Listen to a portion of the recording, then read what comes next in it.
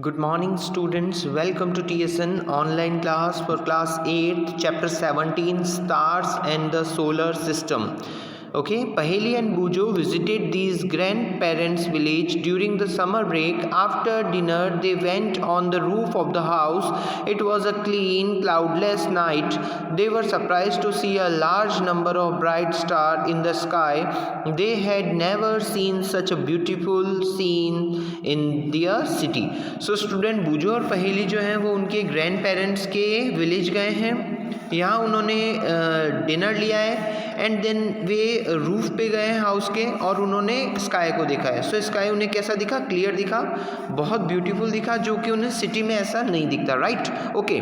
पहेली wonder why the village sky was so different the night sky in big cities. The grandfather explained that due to bright light, smoke and dust, the sky is not in big cities is really clean. Okay, so grandfather ने पहेली ने question किया कि जो village का जो sky है वो इतना क्लियर ऑब्जर्व हो रहा है एंड जो सिटी का स्काई है वो सो डिफरेंट है.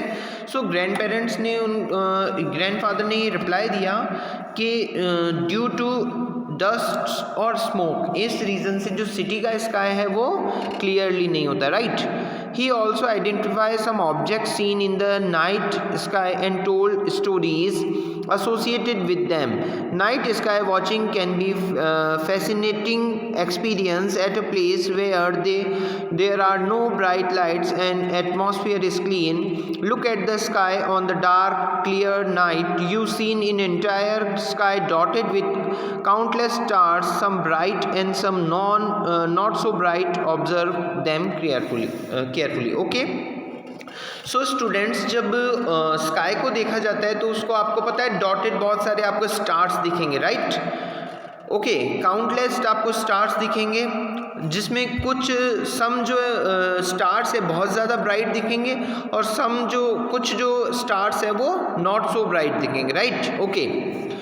Do all them appear to twinkle. Do you find any star-like object which does not twinkle? The object which do not twinkle are planet. Okay, the moon is brightest object in the night sky. The stars, the planets, the moon and many other objects in the sky are called celestial object. So, जो moon है वो night में जो brightest object है जो आपको observe होता है. Right, okay. और मून अदर जो भी ऑब्जेक्ट होते हैं उन्हें हम कैलिस्टियल ऑब्जेक्ट कहते हैं. Right, the study of celestial object and the associated phenomena is called astronomy. In ancient India our ancestors perform methodical observations of sky. Their knowledge of astronomy was highly advanced for their time. Passage of the sun, stars, moons and planets in the sky helped them to devise calendars and almanacs. Okay, these were often used to people in their day-to-day conduct a better understanding of climate, rainfall pattern, for timely sowing, choice of crops, fixing these dates, session and festival. Okay, so student ancestor time में बहुत पहले ये जो क्लेस्टियल object थे means moon थे, इनको देख के बेटा जो पर्सन थे वो इनको देखकर ऑब्जर्व करके इनसे रिजल्ट निकालते थे. इनसे वो देखते थे कि किस टाइप से कब क्लाइमेट चेंज होगा, कब रेनफॉल होगा और कब जो है वो क्रॉप का पैटर्न फिक्सिंग और ये सेशन को फेस्टिवल को ये मेज़र करते थे या डिस्कस करते थे. Let us also make some observation of celestial object and learn about them. Is there a change in the shape of the moon every day? Okay. Are these days when the shape of moon appear to be perfectly round? Are there days when the moon cannot seen at all even if the sky is clean? The day on which the whole dice of the moon is visible is known as the full moon day. Okay, तो बेटा कभी आपको जो moon है वो पूरा observe होता है, उसका साइज़ जो है वो आपको उसका जो शेप साइज है वो आपको चेंज होता हुआ दिखता है, राइट। और कभी आपको बिल्कुल नहीं दिखेगा और कभी अपनी फुल लेंथ में दिखेगा। Okay, visible in known as the full moon day, okay, where thereafter every night the size of bright part of the moon appears become thinner, right। जब आपको फुल मून दिख जाता है उसके बाद से कंटिन्यूसली क्या होता है बेटा, जो आपको उसका जो ब्राइटनेस पार्ट है वो कम दिखता है, right. This day is known as new moon day. The next day, okay, appears become thinner on the 15th day the moon is not visible. The day is known as the new moon day. The next day only a small portion of the moon appear in the sky. This is known as the crescent moon, okay। Then again the moon grows larger every day on the 15th day. Once again we get a full view of moon, okay। सो बेटा आपने देखा होगा जब आपको full moon day दिख जाता है, right, next day से क्या होता है उसकी साइज शेप कम होती रहती है, राइट, और 15 डे वो बिल्कुल आपको नहीं दिखेगा। इस टाइप से क्रिसेंट मून कब होता है, जब आपको 15 डे बिल्कुल भी मून नहीं दिखाता, नेक्स्ट डे आपको स्मॉल फॉर्म में मून दिखता है, right. So this is called that we call crescent moon, okay. और इसी टाइप से फिर 15th डे के बाद क्या होगा, फुल लेंथ में आपको मून दिखेगा, right. The various shape of the bright part of the moon is seen during a month is called phase of moon. Phase of the moon play an important role in social life. Almost all festivals in India are celebrated according to the phase of the moon. For example, Diwali is celebrated on the new moon day. Budh Purnima and Guru Nanak birthday are celebrated on the full moon day. Mahashivratri is celebrated on the 13th night of waning moon. Eid ul Fitr is observed on the day following the slighting crescent moon. Okay, so students, हमने ये देखा कि moon के ऊपर India में almost बहुत सारे festivals हैं जो उन पे डिपेंडेड है और हम उस डे पर वो फेस्टिवल मनाते हैं। जैसे आपको पता है बेटा, जिस दिन आपको बिल्कुल भी मून नहीं दिखता उस दिन हम स्पेसिफिक मंथ में क्या करते हैं, दिवाली को हम सेलिब्रेट करते हैं, राइट। बुद्ध पूर्णिमा, गुरु पूर्णिमा हम कब मनाते हैं, जब फुल मून डे होता है, right.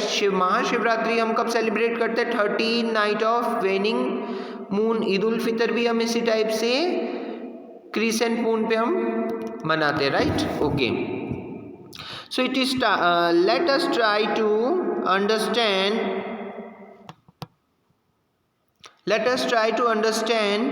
why phases of the moon occurs. You have studied in chapter 16 that the moon does not produce of our own light, whereas the sun and the stars do. We see the moon because the sunlight falling on it gets reflected towards us. We therefore see only the part of the moon from which the light of the sun is reflected towards us. Okay, so बेटा आपको पता है जो moon है उसके पास जो light है वो उसकी खुद की लाइट नहीं है, राइट। सो जो वो अर्थ के अराउंड क्या करता है बेटा, राउंड करता है, ओके, मोशन करता है, सर्कुलर मोशन। सो जो भी सन से लाइट मून पे रिफ्लेक्ट होती है वो आती है, वो मून से रिफ्लेक्ट होकर हम तक आती है और केवल हम मून का वही पार्ट ऑब्जर्व करते हैं जिस पार्ट पर लाइट मून के आई है, ओके। तो हमें मून का ओनली वो पार्ट दिखेगा जिस पार्ट से रिफ्लेक्शन हुआ है, या लाइट जो है सन की लाइट वो मून के उस पार्ट पर आई है, हमें केवल वही पार्ट ऑब्जर्व होगा, okay. So can you now guess the relative position of the sun, moon and the earth on the day of the full moon and on the new moon? Sketch these position in your notebook. In which part of the sky would you like to full moon? The size of illuminated part of the moon visible from the earth increase each day after new moon day. After the full moon day, the sunlight part of moon visible from earth decrease in size every day. Okay, so बेटा आपको पता है कि जो अर्थ है, हमें पता है बेटा कि जो स्टार है, ओके, हमें पता है बेटा जो स्टार है, ओके, वो कौन है, सन है, और सन के पास उसकी सनलाइट है, राइट। बट जो अर्थ है उसके पास उसकी लाइट नहीं है और जो मून है उसके पास लाइट नहीं है, ओके। और आपको पता है जो अर्थ है वो सर्कुलर मोशन में सन के अराउंड होती है, ठीक है, और मोशन करती है इसी टाइप से अर्थ के अराउंड जो है मोशन कौन करती है, सर्कुलर मोशन मून करता है, राइट। सो हमें केवल मून का वो पार्ट ऑब्जर्व होता है जिस पार्ट के ऊपर सन की लाइट आई है। सो इसी रीज़न से जब सन की लाइट पूरी तरह मून पे आती है तो हमें पूरा फुल मून ऑब्जर्व होता है, ओके। और जब सन की लाइट मून पर रिफ्लेक्टेड नहीं होती है, मीन सन की लाइट मून पे नहीं आती है, तो हमें मून का कोई भी पार्ट ऑब्जर्व नहीं होता है। So okay, this is the complete part of part first this chapter, okay।